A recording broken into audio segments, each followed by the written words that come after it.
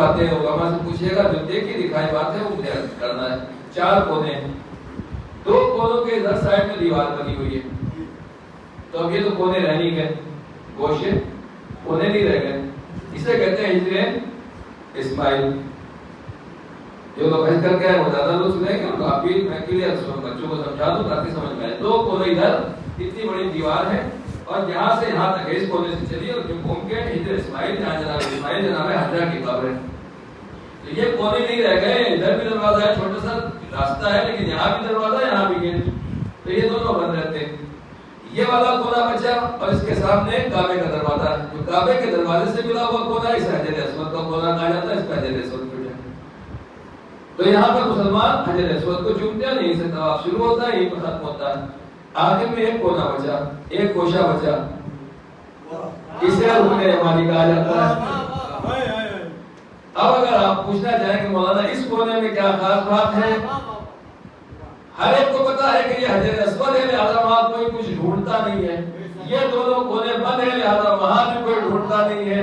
ایک ہی گوشہ ہے جہاں ہر مسلمان جھانک جھانک کے دیکھتا ہے کہ آخر اس میں کیا خاص بات پائی جاتی ہے۔ جب ڈھونڈنے والے اپنے صاف ایمان کے ساتھ دیکھتے ہیں تو دیوار کعبہ میں شک نظر آتا ہے، دیوار کعبہ پھٹی ہوئی نظر آتی ہے، ریپیئرنگ نظر آتی ہے، اور وہی لوگ جا کے حاضری دیتے ہیں۔ یہی وہ گوشہ ہے جہاں جناب فاطمہ بنت اسد جا کے رکی تھی۔ اے بی بی حجر اسود کی طرف چلی جاتی، کیا وہ دیوار روک دیتی؟ اے بی بی اس کونے پر آ جاتی، کیا وہ دیوار روک دیتی؟ اس کونے پر آ جاتی، کیا وہ دیوار روک دیتی؟ بی بی نے بتایا حجر اسود تو اللہ سے مخصوص ہے، لہذا وہاں جانا ممکن نہیں تھا۔ 1-2 کونے یہ ہے جہاں گوشے پر کوئی رک نہیں سکتا، لہذا وہاں بھی جانا بہتر نہیں ہے۔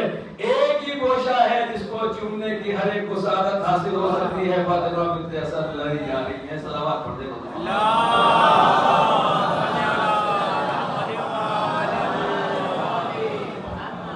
یہ ہے عظمت خانہ کعبہ۔ یہ عجیب بات ہے، جب چھپانے والے چھپاتے پورے سال خانہ کعبہ کا پردہ نیچے تک رہتا ہے، اور جب مسلمان پہنچ جاتے ہیں تو ڈر لگتا ہے کہ ایسا نہ ہو لوگ کاٹ کاٹ کے خانہ کعبہ کا دروازہ پردہ لے جائیں، ایک ایک دھاگا نوچ کے لے جائیں۔ یقیناً آدمی کا جوش جذبہ ایسا رہتا ہے کہ کچھ بھی کر سکتا ہے، آدمی کو خانہ کعبہ کا پردہ مل جائے تو جیسے چاہے لے جائے گا، لہذا خانہ کعبہ کا پردہ آہستہ آہستہ اوپر پہنچا دیا جاتا ہے، اور وہی منظر ہوتا ہے جہاں ولایت والوں کو دیدار حجر اسود سے پہلے دیدار مولا کائنات نظر آ جاتا ہے۔ بس گرامی غدیر کا تذکرہ ہے۔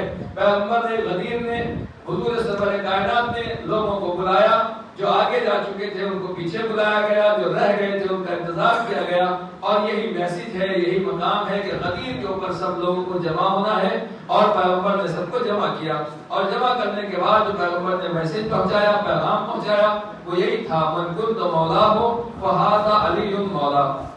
اب سوال یہ پیدا ہوتا ہے کہ پیغمبر نے ہمارے اور آپ کے لیے اعلان نہیں کیا تھا، یہاں تھوڑی اعلان ہو رہا تھا، اس سال غدیر میں تھوڑی اعلان ہوا۔ حضور نے جب حج کیا اس وقت اعلان کیا کہ جس جس کا میں مولا ہوں اس کے علی مولا ہیں۔ تو بعد میں علی ہمارے مولا تو بعد میں بنے، صحابہ کرام کے مولا پہلے بنے۔ اب ظاہر سی بات ہے کہ اس زمانے میں نہ ڈکشنری تھی، نہ کوئی لغت تھی کہ مولا کے معنی پوچھے جائے، کسی کو پریشانی ہو، اور اگر کسی کو مولا کے معنی پوچھنا ہے تو پیغمبر سامنے موجود ہے، یا رسول اللہ آپ ہی بتا دیجئے کہ مولا کے معنی کیا ہے۔ بہرحال بعد میں ایک سے محقق پیدا ہوں گے، اور ابھی آپ نے سنا کہ مولا کے معنی ڈھونڈ رہا ہے کتاب میں، تو خالی میں اتنا ہی کہوں گا کہ مسلمان کو جو سب سے اچھے معنی نظر آئے، جو ہر جگہ فٹ ہوتے ہیں، اس کا نام ہے مولا کے معنی ہے دوست۔ ہر جگہ کہتے ہیں مولا کے معنی دوست ہیں، پیغمبر سے مولا سے علی سے کچھ لوگوں کو دشمنی تھی، لہذا پیغمبر نے کہا جس کا میں دوست ہوں کچھ اس کے علی بھی دوست ہیں۔ بات ہماری سمجھ میں آ گئی، لیکن صاحب پریشانی یہ ہے کہ یہ کسی جنگ میں پیغمبر نے اعلان نہیں کیا۔ اگر جنگ میں اعلان ہوتا تو وہاں سب مرد تھے، جنگ میں عورتیں نہیں جاتی تھی، مرد بھی جاتے تھے، ہم تو سے کچھ خواتین چلی گئی، ورنہ تو مرد ہمیشہ، آج بھی ملٹری میں آپ دیکھیے، فوج میں پولیس میں بھرتی تو ہے خواتین، مگر جو خواتین لڑنے جاتی ہیں، لڑنے نہیں جاتی، اصل لڑائی جو کرنے جاتے ہیں وہ فوجی ہوتے ہیں، مرد ہوتے ہیں۔ تو پیغمبر نے کسی جنگ میں اعلان نہیں کیا، بلکہ جب پیغمبر حج سے آ رہے تھے، حج سے آنے کے بعد قافلوں کو روکا، اور جب قافلے آئے تو پیغمبر نے پہلے اعلان کیا تھا سب لوگ حج میں پہنچے، اور جب سب لوگ حج میں پہنچے تو جہاں جہاں مرد تھے ہر ایک کوئی اپنی بیوی کے ساتھ تھا، کوئی اپنے بچوں کے ساتھ تھا، کوئی اپنی لڑکیوں کے ساتھ تھا، اور پیغمبر بھی خود ازواج مطہرات کے ساتھ، امہات المومنین بھی، ہماری مائیں بھی پیغمبر کے ساتھ میں تھی۔ اب میں مسلمان سے پوچھنا چاہتا ہوں کہ جو آپ کہیں گے ہم ماننے کے لیے تیار ہیں، مگر مانا آپ کو ہر ایک کے لیے وہی کرنا پڑے گا جو ایک کے بارے میں مانا الگ الگ بدل نہیں سکتے۔ اب اگر آپ کہہ رہے ہیں کہ مولا کے مانا دوست ہیں تو سمجھ میں آتا ہے کہ اس صحابی سے پیغمبر کہہ رہے ہیں علی میں تمہارا ویسے ہی جیسے میں تمہارا دوست ہوں ایسے علی تمہارے دوست ہیں، یہاں تک تو بات سمجھ میں آ گئی۔ مگر اگر کسی کی بیوی کے بارے میں کہہ دیا کہ جس طریقے سے میں فلاں کا دوست ہوں ایسے ہی علی اس کے دوست ہیں، کسی کی عورت کے بارے میں کہہ دیا، کسی کے ناموس کے بارے میں کہہ دیا، عزیزان گرامی یہ کلچر شریف لوگوں کا نہیں ہوتا کہ اپنی عورتوں سے کسی کی دوستی بیان کی جائے۔ یہاں تو اس عصمت تطہیر کے سائے میں پلنے والے اہل بیت طاہرین عصمت و طہارت کی طہارت کا اعلان ہے۔ گویا غدیر کے میدان میں مسلمانوں نے جو دوست کے معنی نکالے، کسی کا نہ ایمان سالم رہ جائے گا نہ کسی کی آبرو عزت اور ناموس ثابت رہ جائے گی۔ کیوں؟ اس لیے کہ دوست اگر بنا دیا گیا تو دوستی مردوں کی مردوں سے ہوتی ہے، عورتوں کی عورتوں سے ہوتی ہے، کسی اور سے نہیں ہوتی۔ لہذا ڈکشنری دیکھنے سے پہلے اپنی شرافت بھی چیک کر لیجیے آپ کس کو کس کا دوست بنا رہے ہیں۔ بس عزیزان گرامی پیغمبر اکرم نے یہی اعلان کرایا، اور یہ اعلان ایسا اعلان تھا جو اولین و آخرین سب کو یہاں پر جمع کیا گیا۔ میں خالی ایک بات آخر میں آپ سے کہنا چاہتا ہوں کہ ہمارے سے پہلے اعلان ہو چکا ہے، لیکن ہر نماز کے بعد اور ہر جشن کے بعد دعا پڑھتے ہیں اللہم کل ولی کر۔ ابھی امام کا ظہور نہیں ہوا، مگر سب امام کو مانتے ہیں یا نہیں مانتے؟ ہر ایک کو انتظار ہے یا نہیں ہے؟ اگر کوئی کہے نہیں میں انتظار نہیں کر رہا ہوں تو مسلمان رہے گا؟ کہا نہیں، مہدی آخر الزمان جل اللہ تعالیٰ فرج الشریف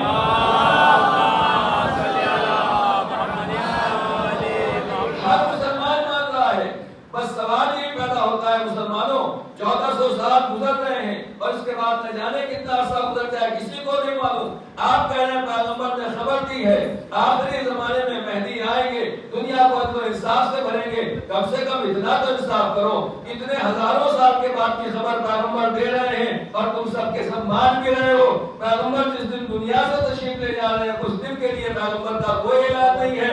عزیزان گرامی اس کا مطلب یہ ہے پیغمبر نے وہ خبریں بتائی ہیں جو قیامت سے پہلے ہونے والی ہیں، لہذا جب خبر قیامت سے پہلے کی پیغمبر دے کے جا رہے ہیں، غدیر میں بتا کے جا رہے ہیں جس دن میں دنیا سے جاؤں گا جیسا میں تمہارے لیے مولا ہوں ویسے ہی علی تمہارے لیے مولا ہے۔ صلوات پڑھے پر محمد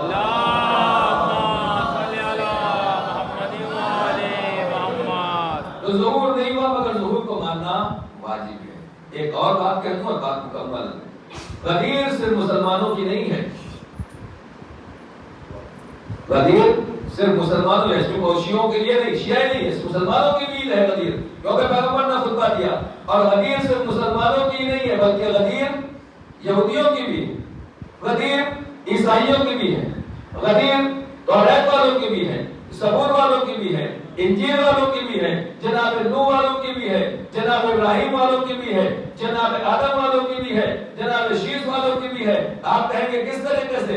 عزیزان گرامی جس طریقے سے ہم تمام نبیوں کو جناب آدم سے لے کر آخر تک مانتے ہیں، اسی طریقے سے ہر نبی سے اللہ نے آخری نبی کا وعدہ لیا اور آخری نبی کی نبوت کا اقرار لیا۔